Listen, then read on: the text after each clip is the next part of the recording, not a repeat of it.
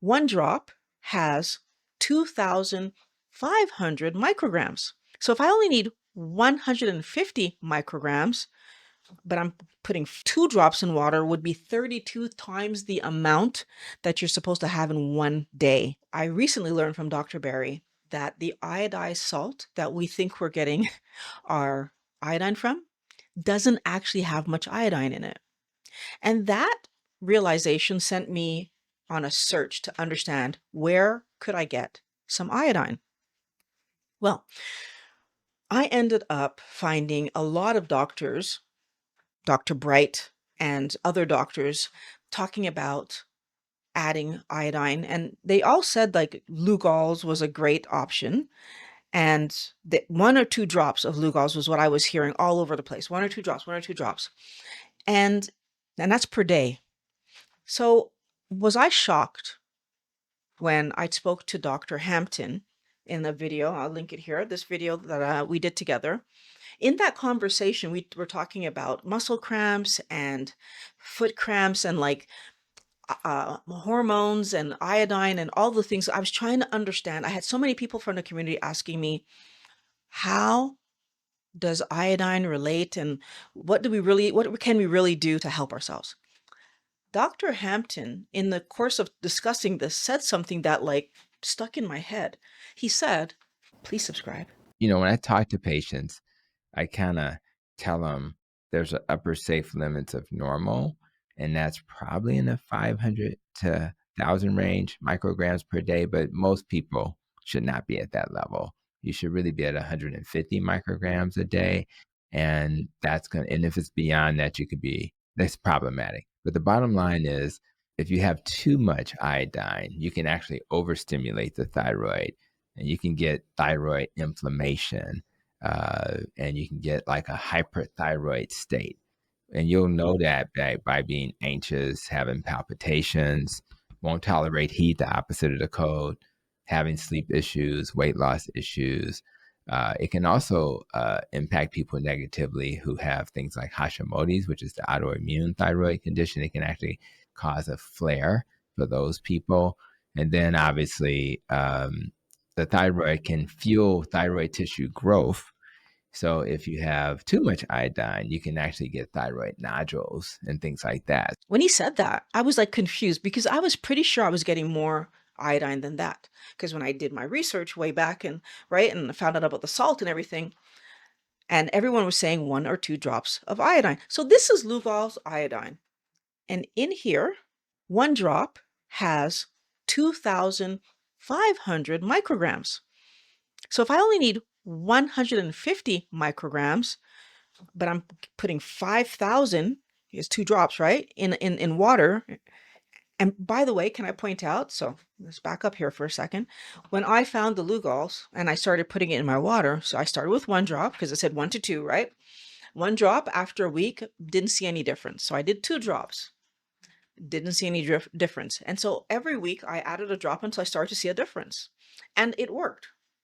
So multiple drops of Lugol's in water, my cramps went away, my hot flashes went away. I was feeling amazing, which doesn't make any sense because the outside amount, so the most we should have is 300 micrograms. And that's like, I mean, we're talking, I was well past 5,000 micrograms at that point. So I did some research for this video. I talked to Google, call it bigger than it is. Google informed me that 35% of women of childbearing age are low in iodine. 46% of pregnant women are low in iodine. 11% of the population of North America just low in iodine. So I was kind of confused by that because it also says that most people shouldn't be low in iodine because salt has iodine. But going back to what Dr. Barry said, not enough. If there's not enough iodine in the salt, where's the iodine coming from? And Dr. Hampton helped me to understand that part. You get iodine from some predictable places, like processed foods made with iodized table salt, commercial breads, which historically use iodine dough conditioners, Dairy, thanks partly to iodine-based sanitizers used in milking equipment. Iodized Morton-style table salt used heavily in cooking and packaged foods. So even if the diet is a metabolic disaster, a lot of people on the SAD diet get just enough iodine by accident. So most of us were accidentally getting enough iodine. But can I just point out, Wellness Warrior, that we are often told to minimize our salt intake. So even though they think we're going to get our iodine from salt, we are also told to limit our salt. Most people are not thinking about when they limit the salt, they're limiting the iodine. Like I can tell you 100% when I was being good and not putting extra salt, I was not even thinking about the fact that I was limiting my iodine because how much iodine I got on a daily basis was not something that I was worrying about until I did this lifestyle because I didn't know about it. I didn't even consider it as a possible problem. So, Dr. Hampton says what he says to me in that video. He says 300 micrograms. Now I'm nervous because I'm like, I've taken too much. So obviously I asked him to explain it to me and he sent me a video. The thing I want to point out to you on this story is that part of what he explained was that people who are deficient can have more. If one drop is 16 times my daily need, how are some people taking 2 to 3 drops a day and functioning? The answer is some people are iodine depleted and tolerate milligram dosages for a while. The body can temporarily downregulate thyroid hormone production and then escape. And the kidneys will excrete a lot of the excess. But just because someone tolerates high-dose iodine doesn't mean that's the right starting point for everyone, especially if they have autoimmune thyroid disease, have nodules, or are already on thyroid medication. So I was so deficient that I was able to do multiple, and I'm not going to tell you how many drops I got up to because I don't want anybody doing this, but I got multiple drops in my water. So I felt better. All of my hot flashes were gone. All of my cramps had stopped. I felt amazing for a while. And then what happened? The hot flashes came back. The cramping came back. So what did I do?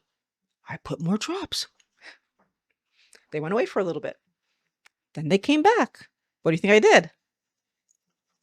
So this went on for a while until I settled on a number because I was like, I don't want to put more. And I was having hot flashes maybe once or twice a week, and the cramps were it's about the same, once or twice a week. So it was at what I thought was manageable, and I didn't want to put more drops. So I was like, I'm stop here. Here's the thing. I had that conversation with Dr. Hampton after I had been doing these drops for, and I think it was like well over a year I was doing the drops before we had our conversation. And when he said what he said, and I went on Google to look up, like, what's the side effect? What's the negative of having too much iodine? I learned that if you have too much iodine, you can have the same symptoms as having not enough. That's confusing. So now I'm looking at what happened to myself and I'm like, oh, maybe when I got to that good point where everything was good, I should have gone back to, even if I had gone back to 1 or 2 drops, it would have been great. But I didn't know that would have so I just kept taking what I was taking. Well, because now I know that that was the level I was taking was way too much. I stopped taking iodine. Now, Google said it would take 3 to 6 months for the iodine to exit my body. It took me a month. And I could say it took me a month. So, and you have to look at your own stuff, but I'm just saying, I can tell you what happened to me. After a month, no more hot flashes, no more like cramps in my feet. Like it was all better. Everything was better.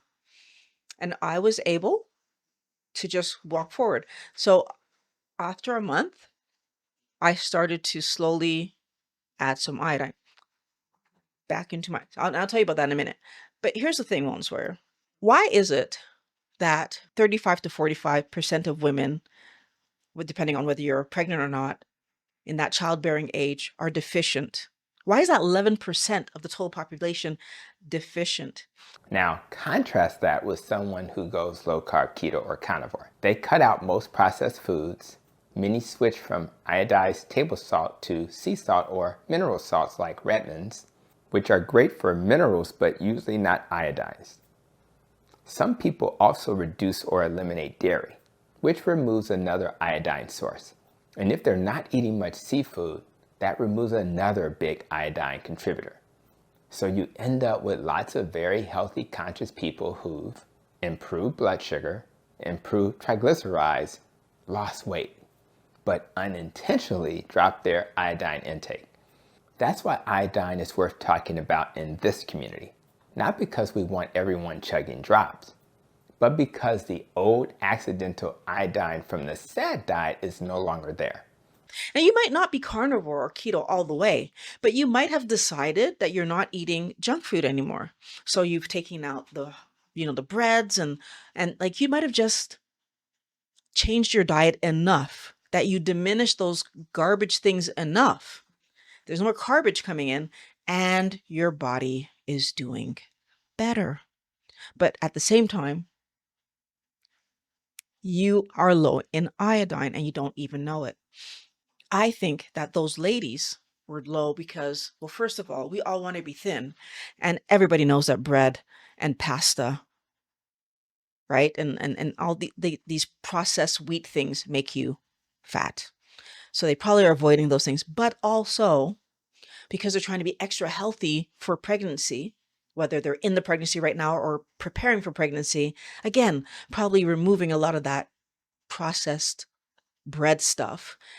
And so therefore, less iodine getting into their bodies. And the worst part about all of this is that we don't know that in reality, that's where we're getting our iodine from. Now, for those people who love fish, terrific for you. You're going to have iodine in abundance. I hated fish. I'm just now getting used to eating fish. And it's part of my plan to make sure that I don't have to take as much of this stuff.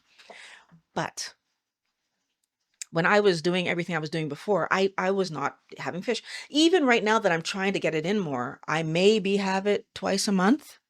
That's not near enough. Dr. Hampton says, in terms of getting it from food, that we need to have it more often. And there may be better everyday iodine options instead of Lugols for most people.